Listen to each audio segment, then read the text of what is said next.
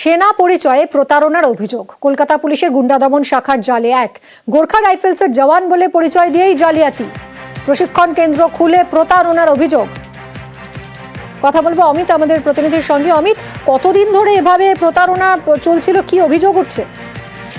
দেখো, বছর খানেক ধরেই নাজির হোসেন, যিনি নিজেকে সেনাবাহিনীর জওয়ান, কখনো গোর্খা রাইফেলসের জওয়ান, এই সমস্ত পরিচয় দিয়ে আমাদের এলিয়াট রোড অর্থাৎ পাকশি থানা এলাকার এলিয়াট রোডে তিনি থাকতেন এবং সেখানে তিনি একটি প্রশিক্ষণ শিবির খুলেছেন এবং বিভিন্ন জেলাতে নাকি গিয়ে তিনি প্রশিক্ষণ শিবির পরিচালনা করেন। এমনটা কিন্তু বারবার তিনি বিভিন্ন এনসিসি যারা যুবক হয়েছে তাদেরকে বলতেন এবং বিভিন্ন সময় টাকা নিয়ে প্রতারণা করেছেন এই অভিযোগ। সেই অভিযোগ পেয়ে কলকাতা পুলিশের গুন্ডা দমন শাখা এলিয়াট রোডে অভিযান চালায় এবং নাজিরকে গ্রেপ্তার করেছে এবং তার বাড়ি থেকে ভারতীয় সেনাবাহিনীর ড্রেস, তার মধ্যে হচ্ছে ব্যাচ, আমাদের ভারতীয় সেনাবাহিনীর জওয়ানদের ড্রেস এবং বিভিন্ন সেনাবাহিনীর ব্যবহৃত বিভিন্ন মেডেল, এই সমস্ত কিছু বাজেয়াপ্ত করা হয়েছে। সেগুলো এবং যে সমস্ত আধার কার্ড, প্যান কার্ড বা অন্যান্য যে সমস্ত ডকুমেন্টসগুলো পাওয়া যাবে সমস্ত কিন্তু এক্সামিন করা হচ্ছে পুলিশের তরফে, গ্রেপ্তার করে ওদেরকে আদালতে পেশ করা হয়েছিল।